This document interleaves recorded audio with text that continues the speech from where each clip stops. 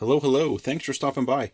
This is Plummet Challenge Game for the NES, and I'm playing this game from a cartridge on a retro USB AVS. I bought this particular cartridge off of eBay, and it came inside a neat clamshell case. The game was developed by Vista Productions, and it was released back in the fall of 2021. Well, that was a couple months ago at this stage. I have to say, the game is both unique and it's pretty fun. It was developed using a program for Windows called NES Maker. And this is a program, basically, that just helps you develop NES games. I did a little research into that particular Windows program some time back, but I never saw a completed game before this one. Based on the quality of this particular game, I'm definitely going to have to take a look at some of the other NES Maker games. In this one, you play a plummeteer, which means your goal is to jump off a ledge and plummet to your doom, trying to catch as many gems along the way as possible. And it makes me think of this. Yep, that's what we're dealing with here. The levels in this game can be fast, really fast. But there are a lot of them in the game, so it kind of balances out. You get 75 levels for the standard game, and 150 levels if you play challenge mode. There are a lot of levels here, but if you sat down, you should probably be able to get through all these levels in about a half an hour. And I know saying that out loud makes it seem like it might not be a lot of content, but I gotta be truthful, it kind of feels just right. I think mostly because the goal of the game here isn't to get through the levels, it's to get a high score. In the levels, you're going to find they're populated with gems that you just need to pick up. You're going to get 10 points for every gold gem you grab and 100 for every special color gem. Now go and try to pick up as many as you can. There are definitely obstacles in this game that you got to worry about along the way. You obviously die when you hit the ground, but you can also die as a result of objects that might be up on screen as you play. There might be bombs, flames, spikes sticking out of the walls, and I guess some other objects there. It seems like stuff sometimes just shows up. Sometimes objects are moving in a fixed path, which means you might be able to jump over them, while other objects might actually track you down. I think this is a really interesting idea, because the objects track you down really fast, and that might only give you a couple of seconds to gather gems. Which means the level might be over in a few seconds, and then suddenly you're on to the next one. With so many levels, I don't think a quick death is necessarily much of a problem, definitely not in the instant, because there are more levels, but obviously when you're trying to get a high score and the success of the game is based on the aggregate, eventually the gems you miss on every level, they cause you problems down the road for your final score.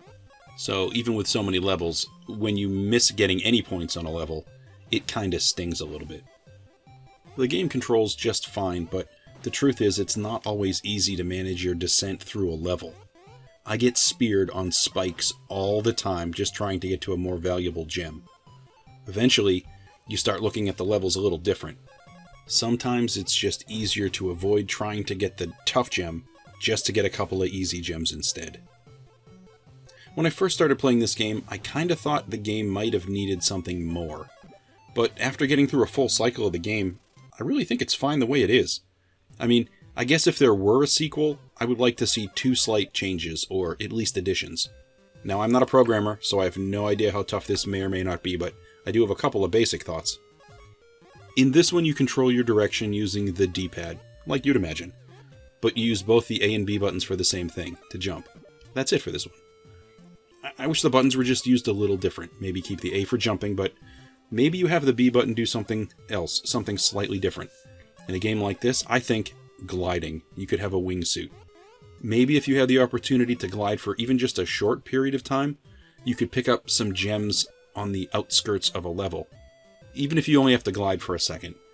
I just think maybe even making a glide suit a pickup item? Possibly? Also, maybe if you could jump and grab onto a wall for a short period, or at least near the top of the map to help you redirect your jump a little bit. Just a thought. I did find myself wanting just a little extra, but it's definitely not needed. I just think it might be fun with the added variables. The levels are orchestrated in a way where, after a while, you realize there are certain gems you are just going to be unable to get, no matter what. So as a result, my brain thinks, well, why have them there in the first place? I guess they're there to sort of misdirect you a little bit and try to make things a little tougher for you. But there are very few, if there are even any levels, where you can actually get all the gems on the screen. I just don't think that's necessarily possible. The music in this game, it's good. It totally fits. And you get this little explosion when you collide with the ground. It's morbidly humorous. It just works. Strangely, this game made me start to think about all the other NES games that came from even large publishers back in the day that weren't nearly as good as this game. In this game, we don't really have any flickering, there's no slowdown, there's no glitching. It just works. I really admire that. I think there are also some hidden stages or some hidden secrets in this game as well. I don't know what they are because I haven't found them yet, but from what I read, they're out there. If you're interested in this game, and I think if you're an NES fan, you probably should be, I'll include a link in the description of this video to get you some more information. Well, that's all I have today for Plummet Challenge Game for the NES. If you like this type of content, please feel free to like and subscribe and all that good stuff. Thanks so much for stopping by to take a look, and I'll catch you on another video.